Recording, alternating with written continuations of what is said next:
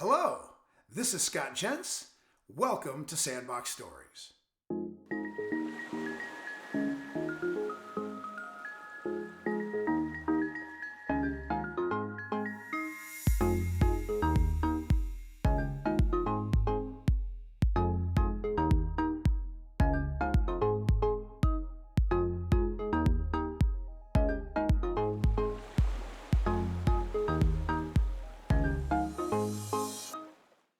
Hello, welcome to the Sandbox Story, which is an interview with Dr. Jacobi Cleaver, an optometrist with the Baylor College of Medicine Department of Ophthalmology, and also part of the leadership team with Black EyeCare Perspective. Dr. Cleaver, welcome to Sandbox Stories. Hey, Scott, thanks for having me. It's just a thrill. We didn't know each other. We got introduced, and I've really enjoyed getting to know you, and I know the audience will too. You're from Odessa, Texas. I believe that's the home of Friday Night Lights. It is. The book came out first, I want to say, in the 80s or late 70s sometime, and then they did the movies in the early, they did the movie in the early 2000s. But I never watched the TV show, the sitcom, but I think that was more loosely based off of the movie and the book. But yeah, it used to be a pretty big deal, man. Friday night, if Permian, my high school was playing OHS, the Odessa High School, which is the rivalry school across the other side of town, the city just shuts down completely. And, people take off work. You almost treat it like a holiday. And, the stadium at the time is Ratliff Stadium, and you can feel so many people in there. You could just, on one side, for the OHS side, it was always a sea of red. On the Permian side, it was always a sea of black. Best thing ever. If you ever got the chance to see it, you could appreciate it that much more. But it was also pretty intense whenever we played Midland Lee and Midland High, because those teams were pretty good back at those times too. So especially Midland Lee, around that time they won a couple of championships and those kind of things. But yeah, man, it was exciting. It was exciting. I've never played, obviously. I was better suited. Yeah, well, no, I'm like most people. I didn't gain my weight till I got till I got out of college and stuff. Well, I gained my weight in college, right? So, but no, I was better suited to watch it from the stands. Like, I'm a much better fan than I am a player. I can guarantee you that. So I was looking at Odessa on Google Maps, and there's all these dirt roads with little dirt zones around and all over town, even in town. Mm-hmm. Do each of those represent an oil well? Yes and no. Okay. Now, see, I think the misconception about Odessa is that it's not very developed. No, it's very much a small town, paved streets and everything. But on the outskirts of town, there's definitely, oil rigs and those kind of things. But rigs, with the industry being mainly oil and football out there. But it just kind of comes and goes. Like one year.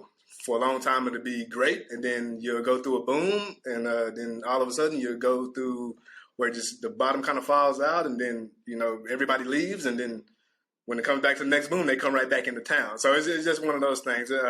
But yeah, one year, it must have been a couple of years ago, things were starting to slow down with the oil and gas industry out there. And my parents picked me up from the airport, and we were driving home, and my dad said, "Kobe, look over there," and I looked over at this vacant lot, and it had to have at least 50 oil rigs just stashed there, like they were just storing them. That's how much the business has slowed down out there, And my dad was like, "Yeah, if you ever see that, then that's not a good sign," So, but no, Odessa's a great place. But my grandfather used to tell us when we was young, like, this isn't a place for young people. So as soon as you can, you need to get out of here. So, of course, we graduated high school, and I did a couple of undergraduate years at a junior college out there. Then they kicked us out of there. They kicked me and my brother out of there. They said, "Go somewhere." They say, "Wow. Go somewhere." Just pick somewhere on the map and go. And then that's how I ended up in Houston, mainly because we had family out here. But you can't stay here. And they was right. They was right. It just wasn't a lot of.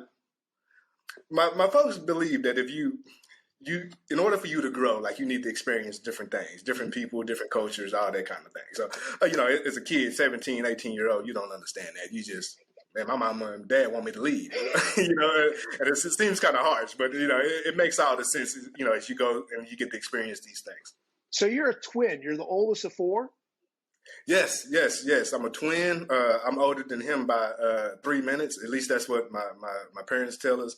I'm not completely convinced that I'm Jacobi. I may be Giovanni. We might have got switched at we might have got switched at birth. But so I'm the oldest of four. My twin brother, he lives here in Houston as well. He works for finance with one of the hospitals here. My middle brother, Chasley, is still in Odessa. He's like a car salesman guru. Like he can sell you anything. So if you're interested in a car, he can definitely get you fixed up. And then my baby brother, Evan, he's a pharmacist here, but I think he's getting ready to move to Phoenix, to continue his career out there, which is fine. He's a young guy. He doesn't have anything holding him down. Go for it. Are you identical twins? Identical. Are you? Okay. Yes, sir. Identical. All right. And which is weird. My grandfather was a twin, and I have an uncle that's a twin. So they say it skips a generation.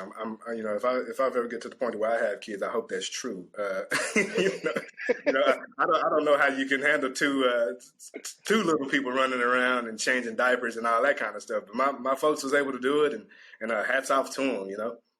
Do you have that sort of instinctual connection with your twin brother? Yeah. It's kind of hard to explain, but just kind of give you. Like a little background, so my brother and we all keeping really good contact with each other, text every day or something like that. But when it comes to Giovanni, I find myself talking to him like 5, 6, 7 times a day about absolutely nothing at all.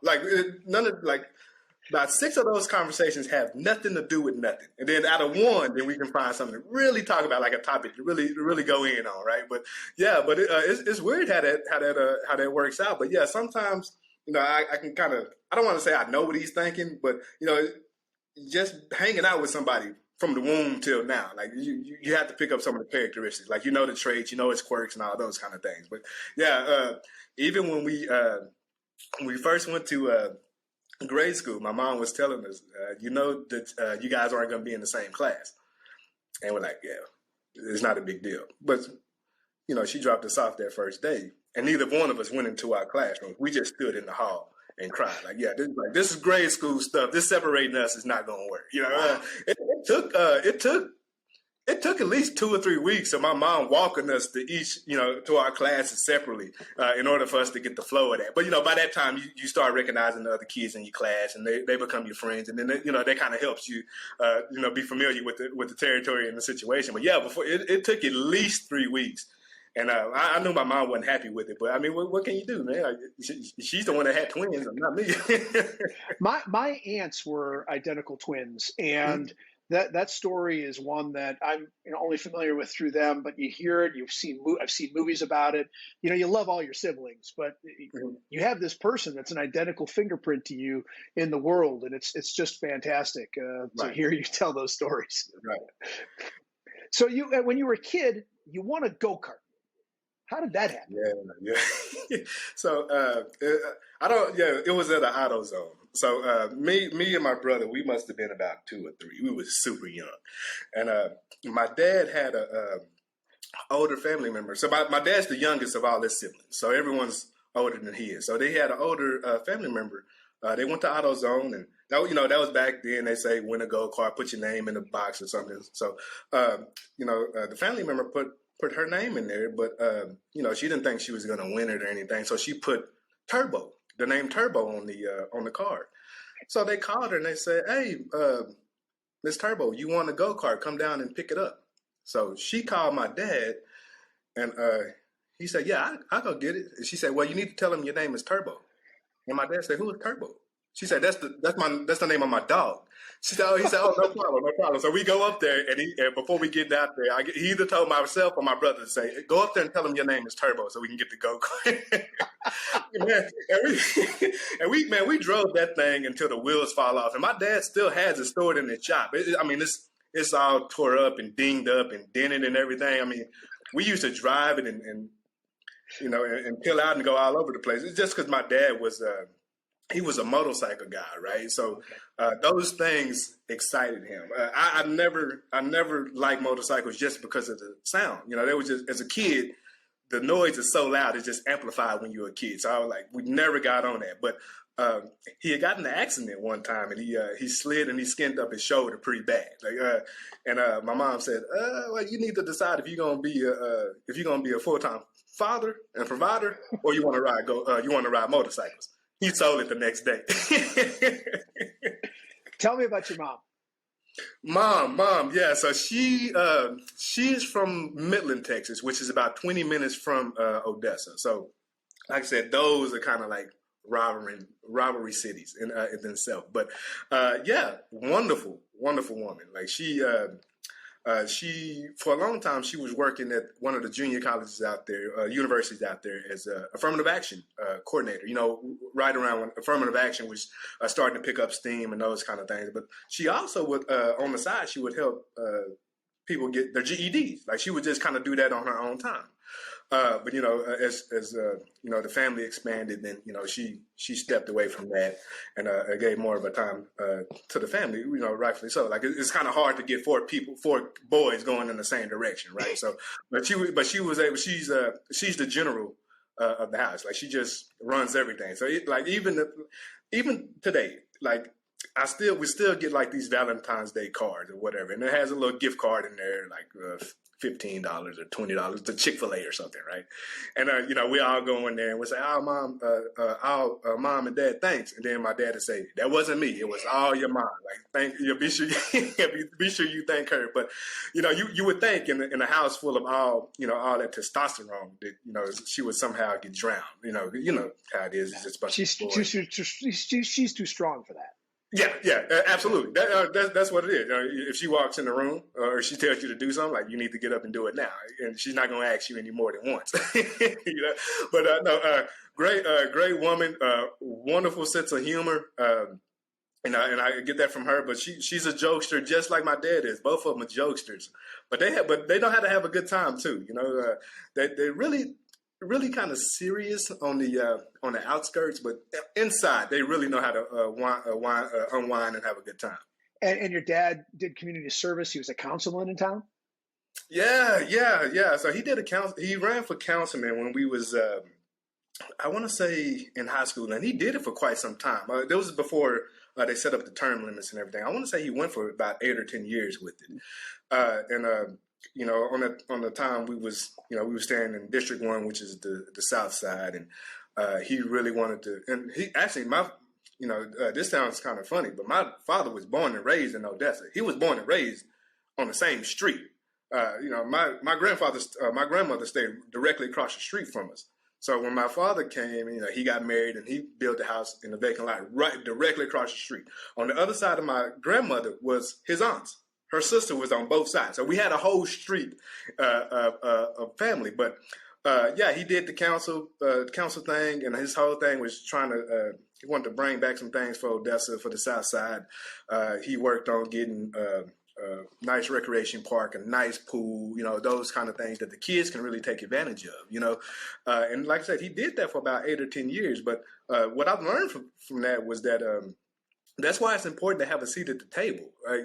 If you're not there, then there's someone making decisions on your behalf based on what they think you need. If you're at the table, you can tell them what you need. So that's what the message in that was. Because if I coming up, my dad's no politician, and he's not. but he's seen he took it as an opportunity to make a difference, and he definitely did. So, and it definitely wasn't for the money. I think he said he might have been getting like $10 per meeting or something. He said at that time it wasn't enough to put gas in his truck, so to go back and forth to the meetings.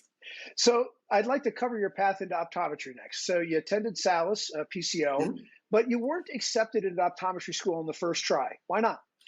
I wasn't the best applicant. Simple and plain. I applied to 2 schools, and one of them was Salis. But the difference was when I didn't get accepted into Salis and I asked for feedback, they provided me the feedback. So, go retake the OAT. We know you can do a little bit better. Since you're not coming to school this year, maybe you want to retake a couple of these anatomy courses at a junior college. Don't spend a lot of money on them. And then they also offered me the chance to go participate in the summer enrichment program, which is kind of like an immersive optometry program. You're just getting your feet wet for like 6 weeks.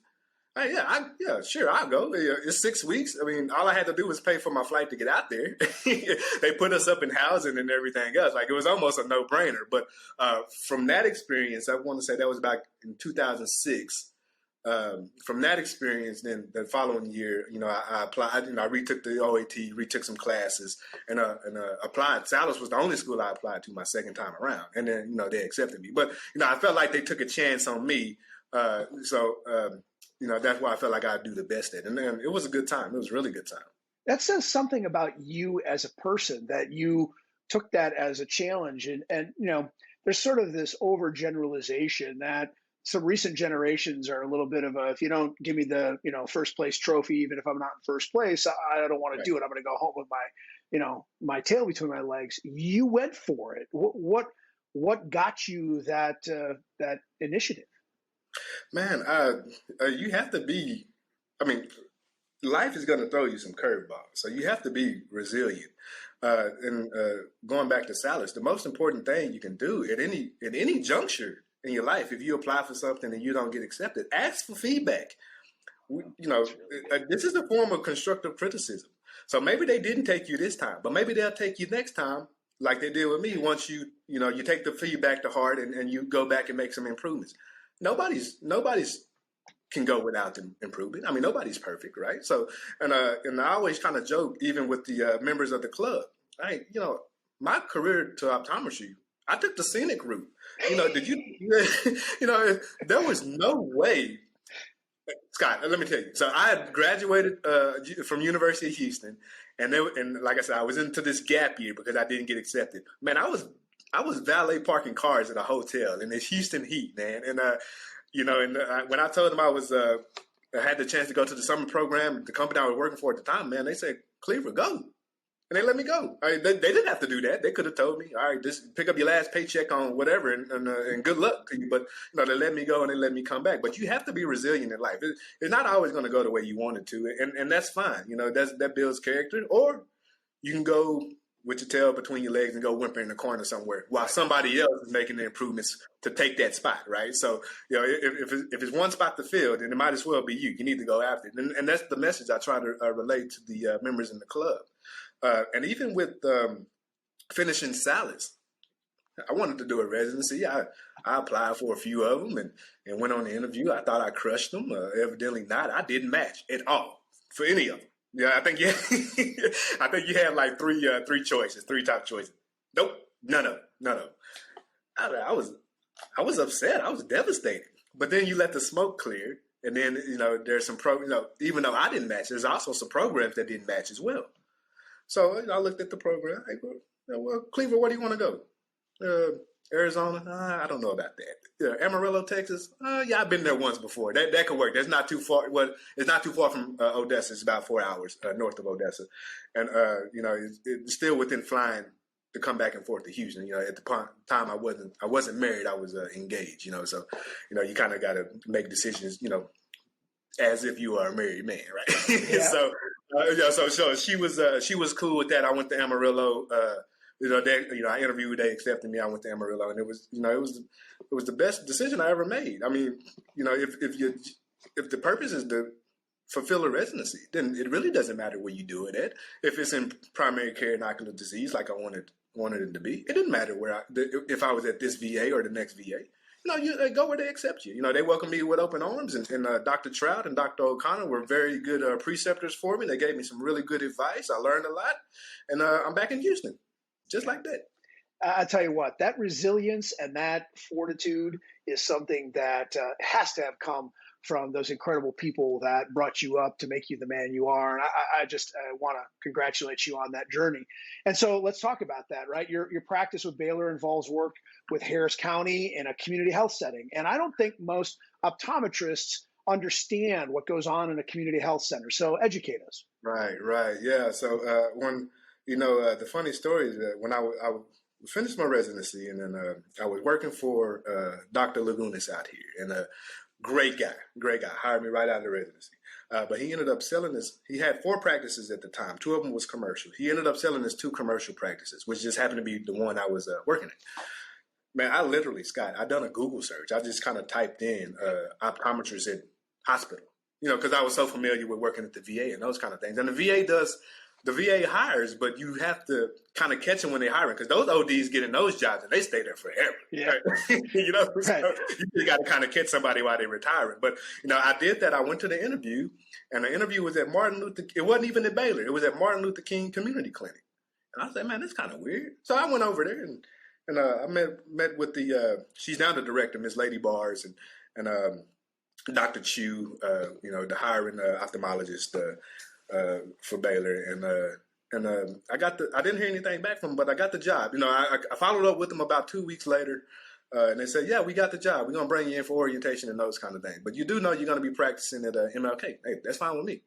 The community health setting it isn't well publicized for whatever reason. But most of the people I see there are low income people without insurance. So you have to qualify. You have to prove that you live in Harris County. Easy, done. And then you have to qualify. I can't remember what the percentage rate is. You got I think it's within 125% of the poverty level. So you would not, in the city this big, of course, that's a lot of people, but you can't even grasp it until you see it. Right. So, when I was talking to you on the phone and I told you, most days I'm booked out 3 months in advance, solid. And this is before COVID, solid. You just kind of go in there. It's just optometry. It's just the basic principle of optometry. It's just nothing's changed from when I was working with Dr. Lagunas to now, just the patient base. That's it. All you're doing is applying what you've learned in school to an underserved population. That's it. The kind of the drawback of community health is that when you have so many patients, that creates a bottleneck of people trying to get in. Again, that's why I'm booked out 3 months in advance. And like I said, that's not because I'm an awesome optometrist. I like to think that I am, but really it's because it's the need of people who really want to get their eyes checked. Want to seek care. And but I like it a lot. I've been there about 7 years now. That doesn't mean it doesn't come without its challenges, but it's very rewarding work. You go in there, you do the job, and you go home. If it's something I can help you with, I take care of it. If we need to refer you out, then that's what we do. It's simple enough. Are you able to delve down into the important corners of practice, whether it's general contact lenses or scleral contact lenses, pediatrics? Are there any limits? The limits of pay, I guess. Yeah, exactly. So the services is based off of tax dollars, county tax dollars. So they'll do an exam and they'll get you, where we can get you a prescription for glasses. Unless there's a medical necessity, then there's no contact lenses at all. And even then, that kind of comes with its own yellow tape. But no, as far as the age I see, no limit at all. In one day, I could have a 3-year-old, and then my oldest patient, I can have a 103-year-old, and she comes back and see me every year. I don't know why, but it's like at this age you've had enough eye exams. Like we won't get mad at you if you miss one or two at this point. Your ad's not going to change anymore. Exactly. We can't give you more than what you have in there. Rural health centers and community health centers serve a really important purpose. Do you think optometry students should better understand these career opportunities? Tell us. Absolutely, man. Because I'm not, I'm not sure where we get to the point. Sometime throughout optometry school, and that's probably because who they invite in to come speak to us. Like we see private practice and we see corporate, and then that's it. I didn't know anything about the VA. That optometrists was at the VA till I went on one of my rotations. Hey, man, this is pretty nice. everything's set up for you. They got all the equipment and everything. Like, this is pretty nice. But I would say, and that's what we try to relate to the members of our club. So, a few of them are starting optometry school this year, and they have these grand ideas about what they're going to do. And then that's when me and Dr. Johnson come in and say, well, keep your options open. You never know where you may land, And like I said, I just happened to land in community health, and it's my best fit. Dr. Johnson called me one day, and she said, hey, they got a community health optometry position in Dallas, Texas. What do you think about it? I said, I think you need to go to the interview. And then the rest is history. Like, she's been there for about 6 or 7 years too, right? So, it's a really good opportunity to give back to the community that you serve, and it's an excellent opportunity to educate the patients while they're in your chair. Every single day, I get a patient who's never had an eye exam. Never, ever, and like I said, we got patients coming from all corners of the globe, and they come in and they say, oh, yeah, I never had an eye exam. This is my first time. And I say, oh, welcome. I kind of joke with them. I say, oh, congratulations. Glad you found us, something like that. But, but that gives them the power. Like, you made a good decision in coming in today. But, if it's more routine stuff, we just getting you set up with some glasses or something, then perfect. If it's, you're coming in and we look at you for your first time and you have end-stage glaucoma, then that's a different conversation, Yeah. But, and I don't sugarcoat things, but I do try to phrase it in a way to give the patients some power. Like, hey, there's nothing we can do before you came in today. Don't even think about it. It's water under the bridge. But let's start from today, and let's do everything we can from today moving forward. And most times, people are pretty appreciative of that, because you can just tell somebody, hey, man, and I can do for you, man. You're going blind. Yeah, but what kind of taste does that leave in the patient's mouth? Like, you just defeated them before you've even, before you even had a chance to explain the diagnosis, right? So, being in community health, because you will see these things. My preceptor used to say, if it's in your chair, then it's not rare. You'll see these things, and it gives you a chance to educate and really make a difference. And just for the audience, the Dr. Johnson you're speaking about is one of our former Sandbox Stories guests, Dr. Essence Johnson, and she practices at Parkland Hospital in Dallas, Texas. And I really want you to watch that video as soon as you're done with this one, because I know she's a mentor to you. We'll talk a little bit more about that, but I just want to mention that to the audience. Now, back to that topic of, kind of endearing yourself to the patient and earning their trust. I know that's a big thing for you. I know one of the instructors that worked with us when I was in clinic before I was a doctor in optometry school taught me how not to talk to patients. I thought that the doctor thought that he was kind of funny when he'd say to a very elderly glaucoma patient with end-stage disease that wasn't taking their drops, would you like us to help you pick out the color of your dog today so you can see it before you go blind? Right. And it was shocking, and I hated to hear it, but it taught me what not to do. And I hear you talking about this activity you do with these patients. You are actively engaging in gaining trust. And it's one thing with a glaucoma patient. It's another with someone who's never had an eye exam and doesn't understand it next. Is it literally just sort of connecting with the patient on their level? Is there something more you can tell us that would be helpful to the audience? Yeah, I would probably say in most settings, doesn't matter the setting. If a patient's in your chair, then that means that they made the decision to come and see you. In Houston, there's a lot of optometrists, but if the patient's in your chair, they made a decision to come see you. So whether they found you by accident or word of mouth, the neighbor or something told them, or they did a Google search or whatever else, then that's the chance for you to really make the difference. But, an example is, since we're touching on glaucoma, if a patient's not using their drops, the first thing that usually comes to the doctor's mind is this patient's just non-compliant. Which could be the case, but why are they non-compliant? Is it because they're just not taking the drops, or can they not afford the drops?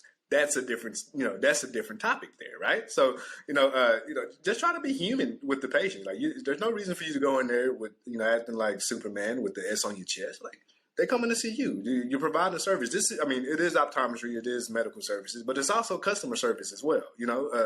That doesn't mean that the customer's always right or the patient's always right, but that's where the doctor comes in, right? But just kind of just try to relate to them and try to connect with them. every time, and anytime I'm done with the patient, I'm getting ready to walk out. I ask them if they have any questions, anything, and they thank me, not, and I say no, thank you for coming to see me today, right? I say, thank yourself for coming to have your eyes checked, but thank you for coming to see me. So, like I said, you want to give the patient as much power as they can. Early on, you would just, I was just kind of saying like, you need to do this, you need to do that, you need to do this. It's a combination effort, So I'm suggesting that you do this, and I want you to do it. But if there's a reason why you can't do it, then let's revisit our plan of action, right? So I think sometimes, especially kind of early out of school, you're like, man, I know all this stuff, and the patient doesn't know as much as I know, and I can just do this, that, blah, blah, blah. Yeah, but that's not going to work. Like if you want to retain the patient, you want to gain their business, gain their trust, then you need to kind of relate to them on a human level. Like a lot of the time, Scott, I go in there and I won't even say I'm Dr. Cleaver. I usually just say I'm Cleaver because that's what everybody calls me at the clinic. Okay. And that's fine. I've earned the title of doctor. I've been a doctor for the last 10 years. I'm okay if you call me Cleaver or Jacobi or something like that. Those things really don't bother me. But if they feel that they connected with you, you gain the patient for a lifetime. There's a good chance that you're probably going to gain the patient's family members, and you're going to have a patient that's more compliant with whatever you ask them to do. Like I said, I see patients all the time, and I usually tell them, hey, man, everything looks good. We got a new prescription for you. If you want to get some new glasses, perfect. If you want to kind of continue with what you have now, that's fine too. But come back and see me in a year. And it doesn't matter if you don't have any problems. I want you to come back and see me. That same patient will pop up in a year from now, and I go and I say, well, what can I do for you? And he'll be like, nothing. Get my eyes checked because you told me to come back. I said, well, that does sound like something I say, but so welcome back. Yeah, but like I said, if you can kind of build those relationships and don't worry about all these outside factors, don't worry about the money or any of that other stuff, then you just get providing the service, then you'll retain the patient. There's no substitute for good work, for good, honest work, right? So, that's kind of what I built, especially being in this community health set. There's no optical there that I get points off of for selling glasses or any of those things, but it allows me to get one-on-one with the patient about their eye health, which leads to everything else, right? Systemic concerns and those kind of things. But like I said, if I had the time to talk to them there, that's exactly what I'm gonna do.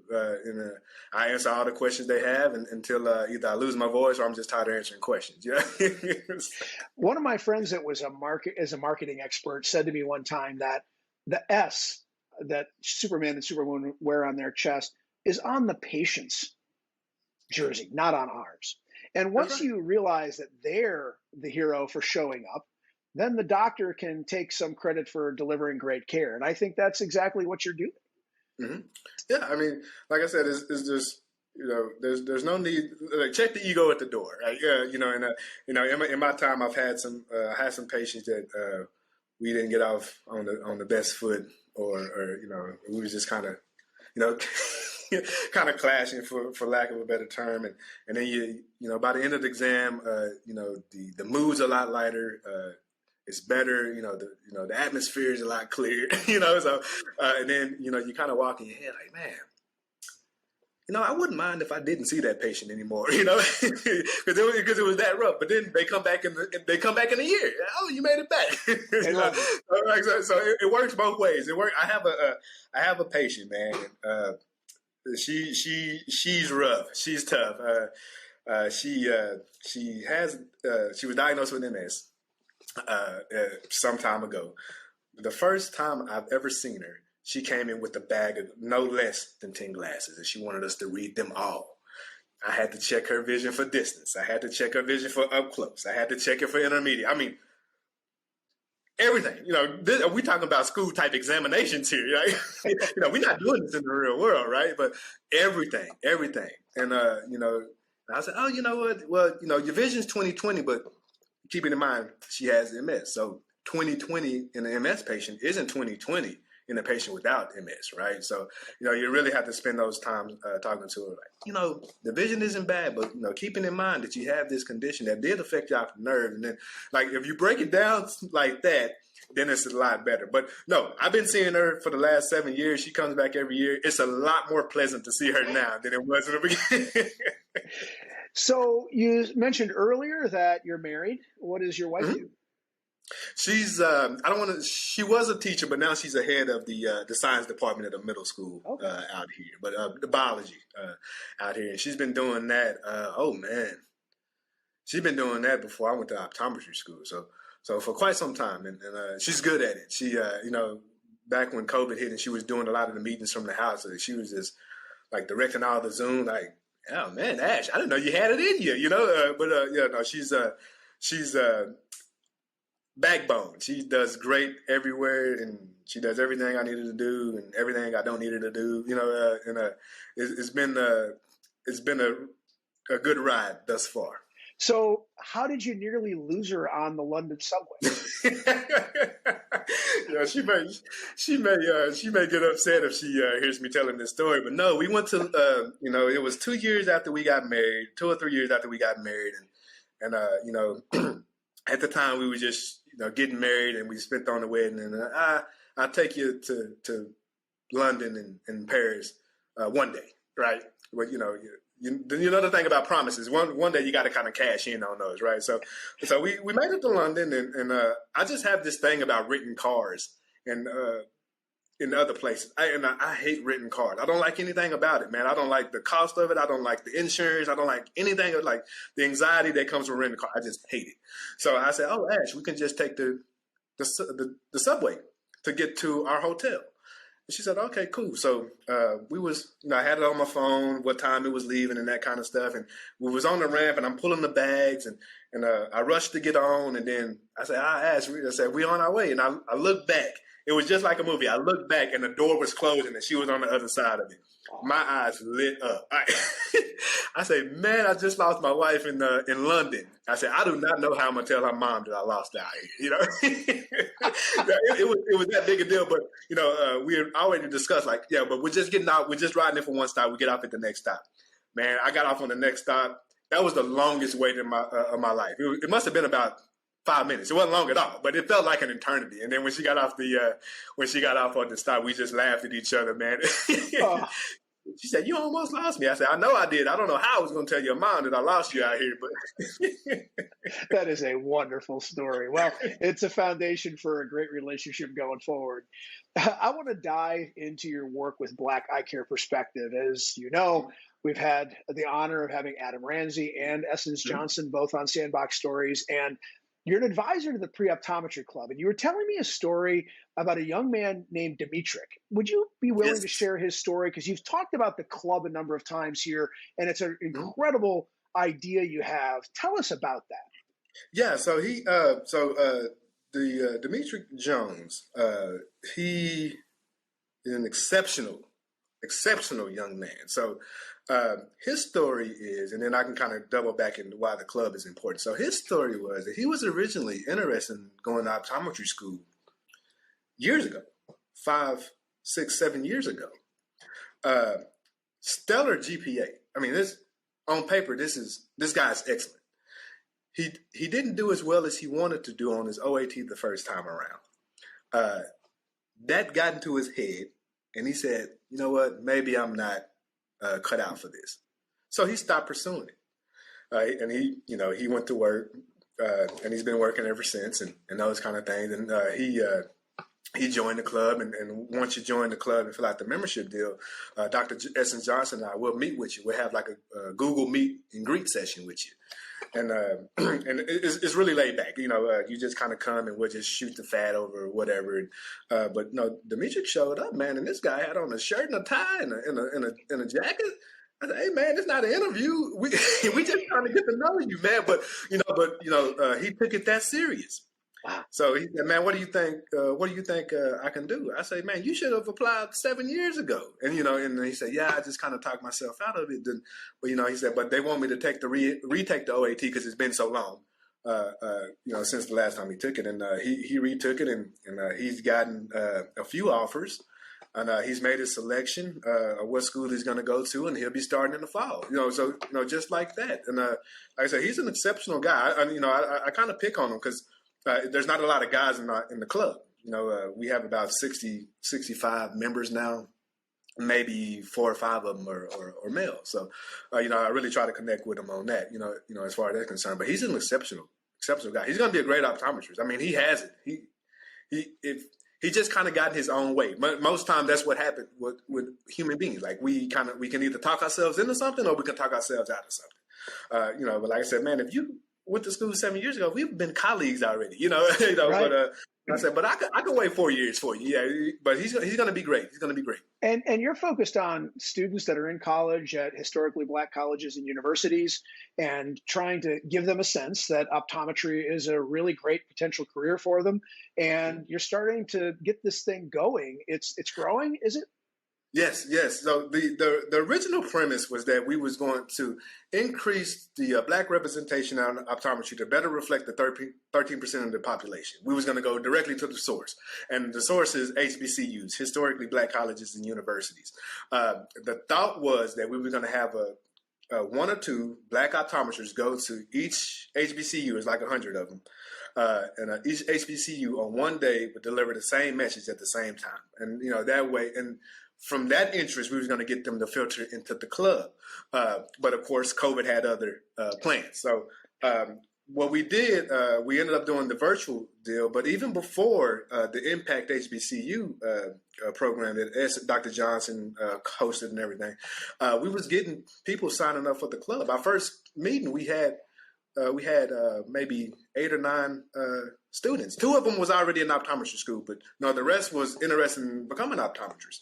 And none of them, maybe 1, but most of them didn't come from an HBCU. They came from other, universities, public universities, private universities, those kind of things. Mm-hmm. So what we found out is that, especially with a lot of them, that they didn't have the support. So, one example is that one young lady said, "Yeah, I was interested in optometry, and I wanted to ask my counselor about it, and he or she didn't know anything about it." And Dr. Johnson said, "Well, does your counselor wear glasses?"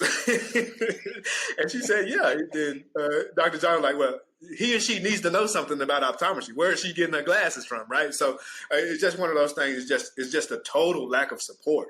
So even though we was focusing in on the HBCUs, just joining the club and social media, obviously, that allows us to cast a wider net. Yep. So that's why we have gotten so many. And we hold. I think we had our first meeting in either July or August or something like that of last year. And then, we have them on meetings on the 13th of every month. And we bring in a speaker from, the optometry world. And then usually, recently we've been working with Mike, who's a performance psychologist. The whole deal is mastering your mindset, which we think is going to be powerful for them once they get into school. Because as you know, optometry school is extremely difficult. So you need to know how to celebrate the wins and not take the losses so hard. But but now we've since we started with 8 or 9 members, we have over 65 now, and it's growing. I mean, Dr. Johnson, when we set this up, and it just started, most things do. You just start with a text message. Dr. Johnson said, "Let's start a club." I said, "All right, whatever." She said, "Well, I'm gonna make the social media." And if you know Dr. Johnson, she moves quick. So even though she's telling me this, she already has it in her mind. But this is what's going on, and so it's not like she's asking me. And the first Instagram post was probably already out. Yeah. She's telling me what we need to do, and then like I said, from social media, like it seems like every week we get at least 2 or 3 more members, and everybody's in different stages of their careers. We try to get them. We want them as early as juniors or seniors in high school. That way, we can really get them and kind of get them on the schedule and the calendar when to take the OAT and those kind of things. But in the case of Dimitri, he's what they would be considered a non-traditional student since he's been out of undergraduate for quite some time, right? So, so that's just the range of people we have in our club, and I think I enjoy the club as much as they do because it's a good time. When you're working with someone, and in the beginning, and you feel, "Oh man," and I don't know if I got what it takes to go to optometry school, and our whole thing is changing the mindset And we had one young lady who applied to like 23 schools, all 23 schools. If you can afford to do that, great. But she said, well, we asked her, why did you apply to so many? She said, well, what if I don't get in? I say, you need to stop. You need to change your mindset now. What if you get into all these schools? Are you going to go to 23 interviews? He said, no, man, that stuff's expensive. I mean, and luckily they was doing virtual interviews. But, if you got to fly from coast to coast doing interviews, trying to decide on which optometry school to go for, like you need to narrow down your options. That's not practical, and it doesn't make a whole bunch of financial sense. But, to that, like your reason for going to school on the West Coast has to be different from going to the school on the East Coast. Like, so you just can't, throw them, throw the chips up in the air and just let them fall where they lay. Like it doesn't work like that. Like you need to have a concerted effort in kind of playing these things out. Yeah. So, but the mindset, I mean, I think we have about, I want to say between 16 and 20 that will be starting school in the fall. The mindset from beginning to now is incredible. We're literally watching these people grow up in front of them. They went from thinking, man, I don't have a chance to get into optometry school to, man, I got my pick of optometry school. Which one I need to go to? Hey, it's simple. Go to which one that makes you feel the best, But no, the club is. I definitely didn't foresee it growing like it did, because it's busy. It keeps us extremely busy. I mean, every day. Every day I get a text message from one of them asking something about something or another, or some advice about something, which is fine. That's what I want from them. I want them to know that they do have the support and they can text or call or email me at any time. But Dr. Johnson and I kind of stepped back for a little bit and said, what do we know what we want them to have from the club, because they didn't have anything before. But this club is for them, by them. So from that, we had them we set up some officers. We got a president, vice president, and a secretary. Now they're running the show, so they invite who they want to invite to the meetings. And like I said, this is all about giving them the power, right? So, Lauren Price is our president, and she said, yeah, I think I want to invite such and such from this school. All right, perfect.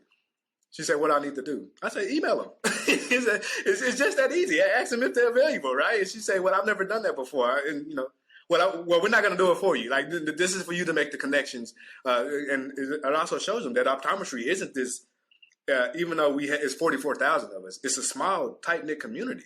Yeah. Now, most times, if you reach out to somebody, they'll respond right back to you, and no problem. Like, if they can do it, they will. If they can't, then it's usually they got something double booked that day or something, right? So, right. Yeah, but no, the club has been awesome, man, and they're growing, and hopefully we are educating and getting the next wave of optometrists ready.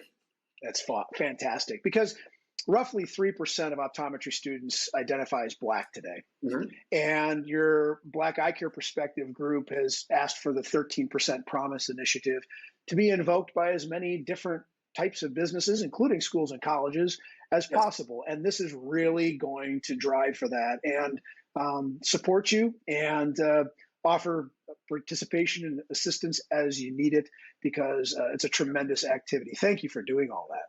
Absolutely. Hey, like I said, at the time, 2020 was rough. I mean, it was extremely rough. And if you can kind of find your hobby or something else to kind of take your mind off of some of the outside factors, and then it really helps you kind of recharge and refocus. And that's what the club has done for me, and I tell the students that all the time. Like, yeah, you're the ones getting ready to go to optometry school, and this club is for you. But it helped me just as much, because 2020 was rough. I mean, and that was supposed to be the year of the optometrists and the eyeglasses and everything. It was 2020 was I almost want to just kind of forget about it.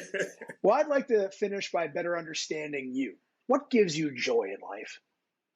Man, before the world shut down, I'm a pretty simple guy. I really just kind of like watching movies.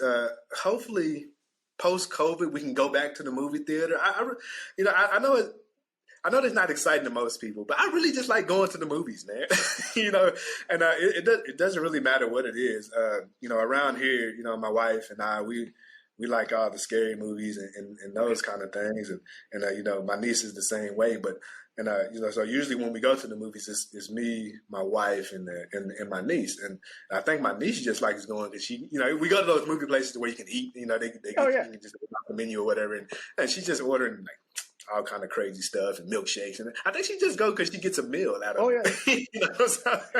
But the movies is definitely one. I definitely enjoyed traveling. I'm not sure what that's going to look like post-COVID. But I would definitely like to kind of get back into doing that. We was able to do a few places since I've graduated. We went to Thailand and Paris and London, and a couple of places around the state, Seattle, and my wife's a big Starbucks fan, so we had to go look at the original Starbucks. Sure. Or at least that's what they say. Right? If we can get some more traveling in, that would be good.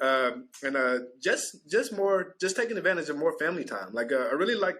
I don't want to sound too cliche, but I really like the holidays. I like the more traditional holidays with, Thanksgiving and Easter and Christmas. Just because everyone is, not just my family, but everyone is in such a great mood around those times, right? There's no reason not to be, in my opinion. But it's just time to kind of connect with everybody and laugh and just kind of reminisce and everything. But, I kind of, as far as Christmas is concerned, I kind of miss White Elephant, between my family and my wife's family, man, White Elephant is a pretty big deal. On my family, it's more of like gag jokes and gifts and those kind of things.